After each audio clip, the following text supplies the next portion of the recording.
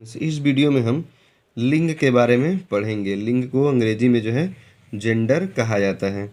देखिए, लिंग शब्द संस्कृत भाषा का है जिसका शाब्दिक अर्थ है चिन्ह। जिस चिन्ह द्वारा यह जाना जाए कि अमुक शब्द पुरुष जाति का है या स्त्री जाति का है, उसे लिंग कहते हैं। देखिए, अन्य शब्दों में संज्ञा के जिस रूप से पुरुषत्व, ठीक है, या स्त्रीत्व का बोध हो, उसे लिंग कहते हैं। लिंग द्वारा ही संज्ञा, सर्वनाम, विशेषण इत्यादि शब्दों की जाति का बोध होता है। हिंदी में लिंग दो प्रकार के होते हैं। हिंदी में लिंग दो प्रकार के होते हैं, जबकि आप इंग्लिश में जो है 4 प्रकार के पढ़ते हैं। हिंदी वाले में क्या पढ़ेंगे? पुल्लिंग पढ़ेंगे और स्त्रीलिंग पढ़ेंगे, जबकि इंग्लिश वाले में आप जो है फेमिनिन जेंडर पुल्लिंग को, मस्कुलिन जेंडर पुल्लिंग को और फेमिनिन जेंडर स्त्रीलिंग को। उसके बाद एक पढ़ते हैं कॉमन जेंडर और एक पढ़ते हैं न्यूट्रल जेंडर। तो अब पुल्लिंग क्या होता है? चूंकि हम हिंदी में पढ़ रहे हैं तो हिंदी वाला ही जानते हैं। तो पुल्लिंग क्या होता है? तो जिन संज्ञा शब्दों से यथार्थ या कल्पित पुरुषत्व का बोध होता है उन्हें पुल्लिंग कहते हैं। जैसे लड़का, बैल, घोड़ा, कुत्ता, शेर, पेड़, नगर इत्यादि। ये सब क्या है? ये सब पुल्लिंग हैं। ठीक है, यहाँ लड़का जो है या बैल, घोड़ा, कुत्ता, शेर, पेड़, ये सब क्या है? पुल्लिंग है। अब देखिए, इसमें एक दिया है कि नगर दिया है ना, तो नगर से क्या है? कल्पित पुरुषत्व का बोध होता है। उसके बाद आते हैं हम दूसरे वाले पे, स्त्रीलिंग। तो स्त्रीलिंग क्या होता है? जिन संज्ञा शब्दों से यथार्थ या कल्पित स्त्रीत्व का बोध होता है उन्हें स्त्रीलिंग कहते हैं। जैसे लड़की, गाय, लता, पूरी इत्यादि। यहाँ लड़की और गाय यथार्थ, ठीक है, यथार्थ मतलब पूर्णतः सत्य स्त्रीत्व हैं, तथा लता और पूरी से कल्पित स्त्रीत्व का बोध होता है। ठीक है, उसके बाद अब ये जो है हम वचन पढ़ेंगे। इसके बाद जो हमारा अगला टॉपिक होगा वो वचन। अब देखिए, वचन क्या होता है?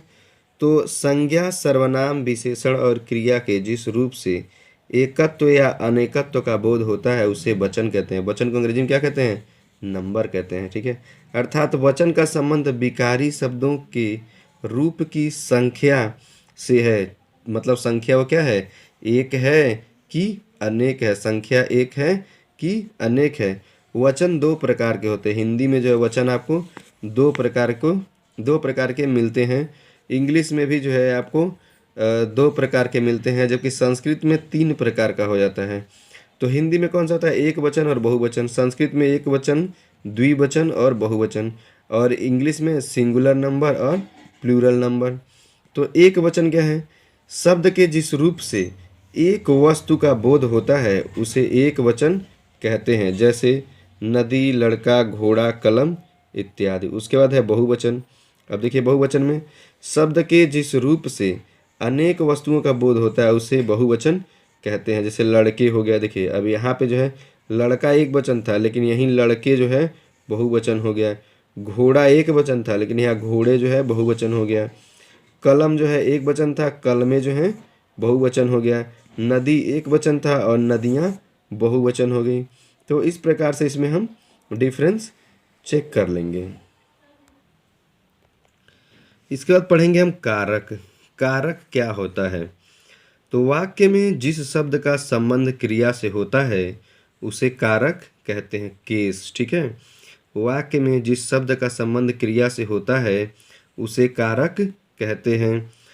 अन्य शब्दों में हम कह सकते हैं कि संज्ञा अथवा सर्वनाम का किसी भी वाक्य के अन्य पदों, मुख्यतः क्रिया से जो संबंध होता है वह कारक कहलाता है। जैसे अभय ने कुत्ते को डंडे से मारा।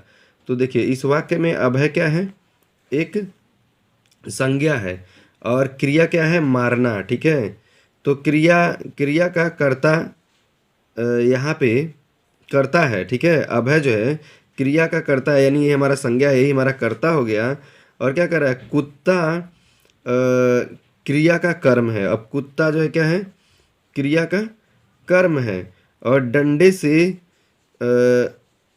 डंडे से जो है यह क्रिया पूर्ण की गई है। यहाँ पे मिट गया है, यह रहेगा डंडे से यह क्रिया पूर्ण की गई है। अर्थात डंडा क्रिया का साधन होने से करण कारक है। ठीक है, आइए आपको बताते हैं कि कारक कितने होते हैं। ठीक है, देखिए कारक जो है यहाँ पे करण कारक होगा, ठीक ना। तो कारक जो है, कारक के प्रकार, अब देखिए कारक आपको पढ़ने के लिए मिलेगा कि हिंदी में कारक 8 प्रकार के माने गए हैं जो निम्न हैं।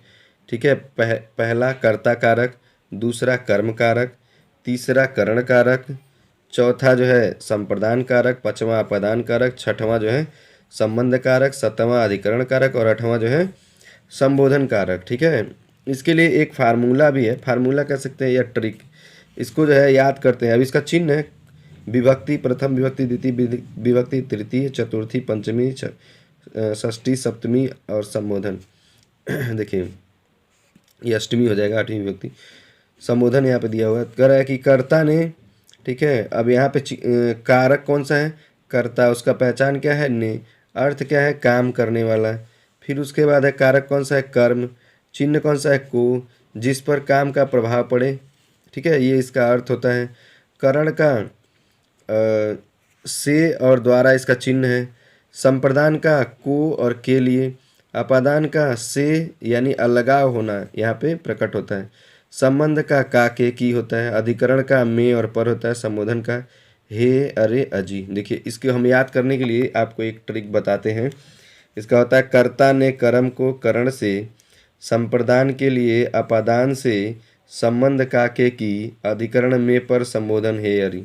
यानी कर्ता ने कर्म को करण से, संप्रदान के लिए अपादान से, संबंध का के की, अधिकरण में पर, संबोधन हे, अरे, अजी। ये क्या है, ये जो है एक प्रकार से इसको रट लेंगे तो कभी भूलेगा नहीं। ठीक है, तो सबसे पहले आप जानते हैं कर्ता कारक किसे कहते हैं।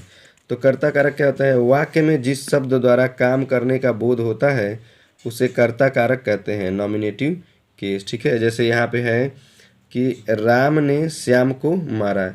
इस वाक्य में राम जो है कर्ता है।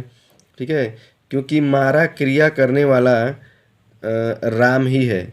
मारने का कार्य कौन कर रहा है, राम कर रहा है, तो राम कर्ता हो गया।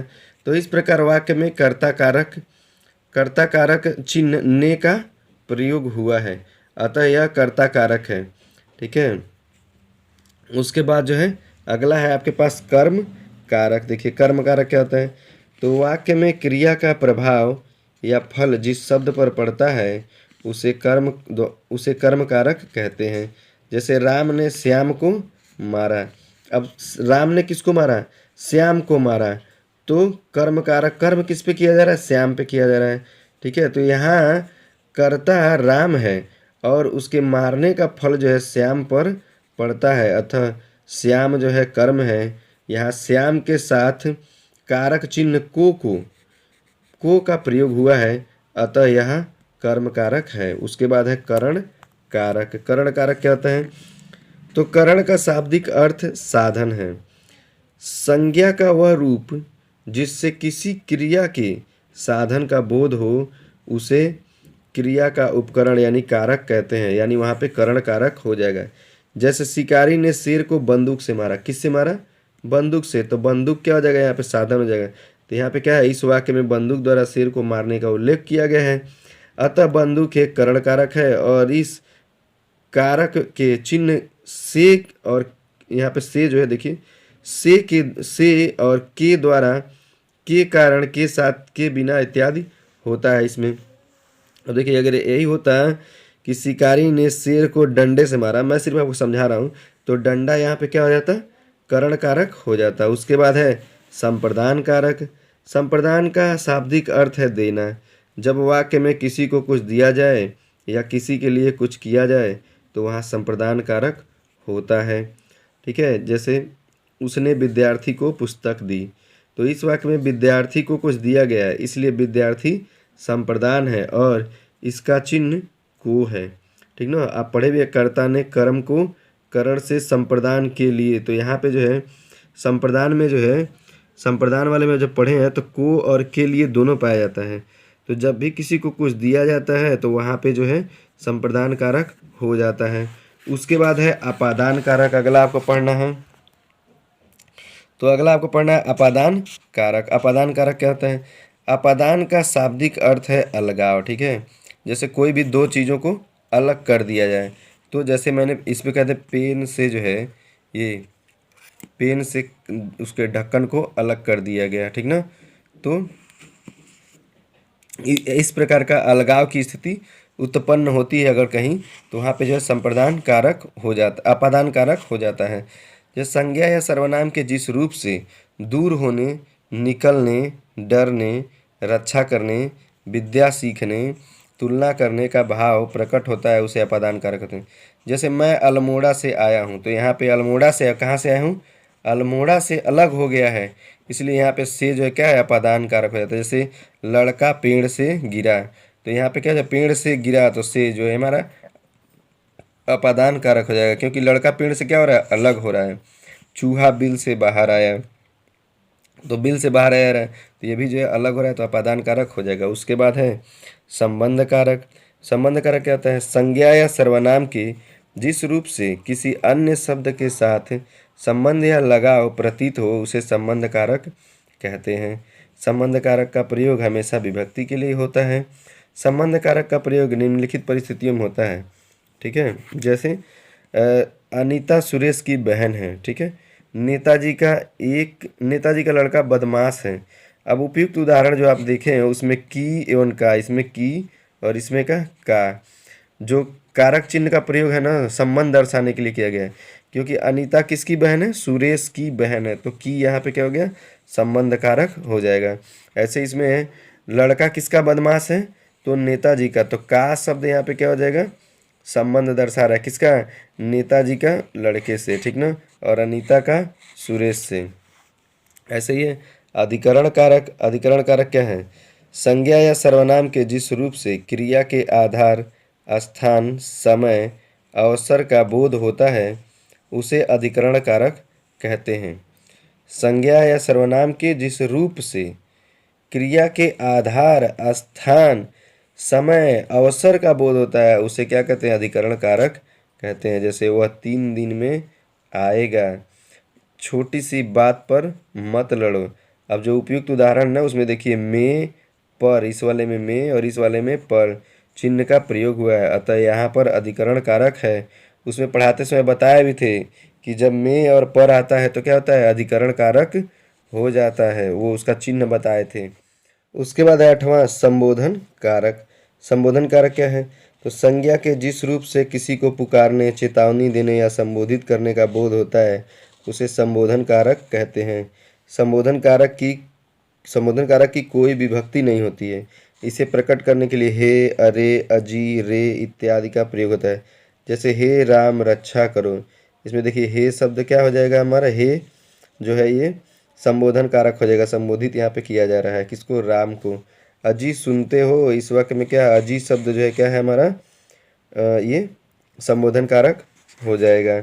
ऐसे ही कर्म कारक और संप्रदान कारक में अंतर।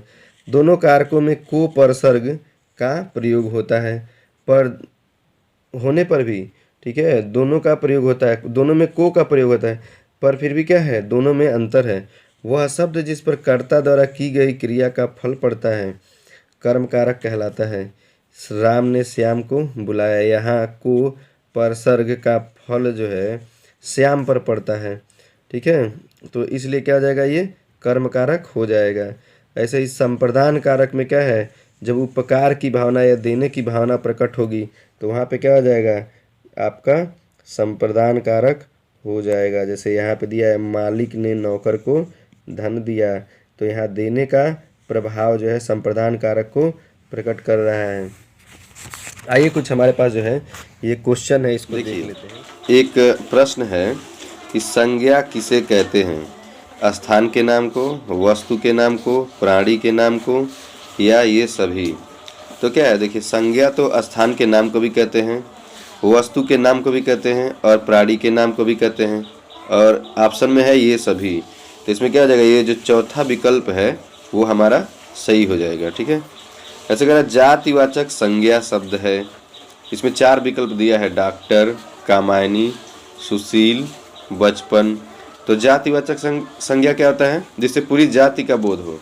तो देखिए डॉक्टर जो है हमारा जातिवाचक संज्ञा है। कामायनी क्या है, कामायनी जयशंकर प्रसाद की एक रचना है। सुशील किसी व्यक्ति का नाम है। और बचपन हमारा भाववाचक संज्ञा है। उसी प्रकार से अगला क्वेश्चन दिया है मिठास। अब कह रहा है मिठास शब्द क्या है, मिठास शब्द क्या है या मिठास शब्द है। मिठास व्यक्तिवाचक संज्ञा, जातिवाचक संज्ञा, भाववाचक संज्ञा, समूहवाचक संज्ञा। तो इसमें क्या हो जाएगा, मिठास क्या है, मिठास जो है हमारा किसी भाव को प्रकट कर रहा है। यहाँ पे क्या हो जाएगा, भाववाचक संज्ञा हो जाएगा। उसके बाद है महात्म्य। महात्म्य शब्द क्या है, तो महात्म्य शब्द जो है ये भी देखिए ये भाववाचक संज्ञा ये भी हो जाएगा। 4 विकल्प है, क्रिया विशेषण और भाववाचक। इसमें क्या हो जाएगा, भाववाचक संज्ञा हमारा हो जाएगा। 5वां क्वेश्चन है निम्नलिखित विकल्पों में से कौन सा शब्द व्यक्तिवाचक संज्ञा से संबंधित है। अब देखिए आगरा, गरीब, पानी और बचपन। तो जो इसका सही आंसर है वो हो जाएगा आगरा। आगरा एक स्थान का नाम है, ठीक है। तो क्या हो जाएगा, यह जो है व्यक्तिवाचक संज्ञा हो जाएगा।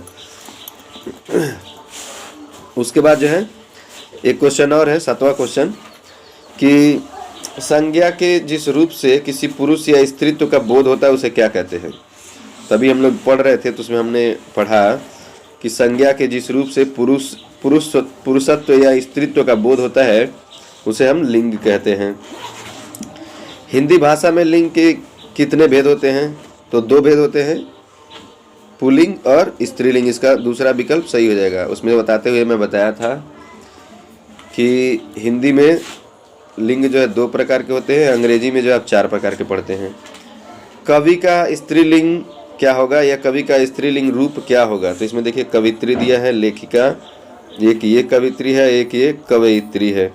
तो इसका जो सही आंसर हो जाएगा वो कवित्री, डी इसका सही हो जाएगा। उसके बाद है एक क्वेश्चन और है कि छात्र ने परीक्षा उत्तीर्ण की। इसमें रेखांकित शब्द दिखा है छात्र, तो इसका स्त्रीलिंग लिखना है, स्त्रीलिंग शब्द लिखना है हमको या बताना है। तो क्या हो जाएगा, छात्र का स्त्रीलिंग छात्रा हो जाएगा। इसका बी सही हो जाएगा, ठीक है। उसके बाद है हिंदी में वचन के कितने भेद होते हैं। तभी आपको बताए थे कि हिंदी में वचन के जो है 2 भेद होते हैं, ठीक है। हिंदी में 2 भेद होते हैं। जो अंग्रेजी है उसमें भी 2 भेद होते हैं, सिंगुलर और प्लूरल। और जो संस्कृत है उसमें 3 होते हैं, एक वचन, द्विवचन और बहुवचन। उसके बाद 12वां क्वेश्चन है किस वाक्य में वचन का सही प्रयोग हुआ है। देखिए मेरी होश उड़ गई, ठीक है, मेरी होश उड़ गई सिस्टमैटिक लग रहा है, नहीं। हमारे होश उड़ गई ये भी सिस्टमैटिक नहीं है। मैं होश उड़ गया ये तो और सिस्टमैटिक नहीं है। मेरे होश उड़ गए, ये देखिए ये जो डी विकल्प है वह सही हो जाएगा इसमें। उसके बाद है 13वां है वाक्य में क्रिया का संबंध किससे होता है। तो वाक्य में जो क्रिया होता है उसका संबंध जो है कारक से होता है। 14वां क्वेश्चन है हिंदी में कारक कितने होते हैं या हिंदी में कितने कारक हैं। तो कारक कितने होते हैं, 8 कारक होते हैं। इसमें ऑप्शन है 10, 9, 7, 8। तो इसमें 8 जो हमारा विकल्प सही हो जाएगा। कि राम ने श्याम को मारा वाक्य में कौन सा कारक है। तो देखिए अभी आप पढ़े थे कर्ता ने कर्म को करण से संप्रदान के लिए बताए थे, उसमें इसमें ऑप्शन है पहला कर्ता, तो पहला ही इसमें सही हो जाएगा।